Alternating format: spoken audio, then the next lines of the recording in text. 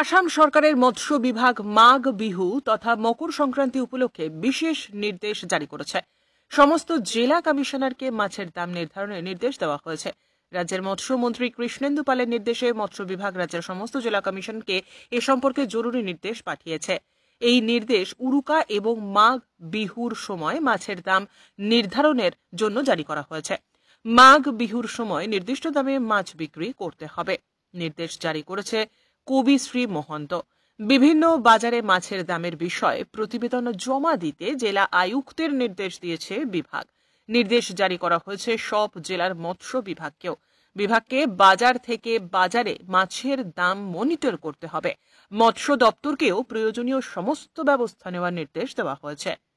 Bureau report, CNN24 news, Silchar.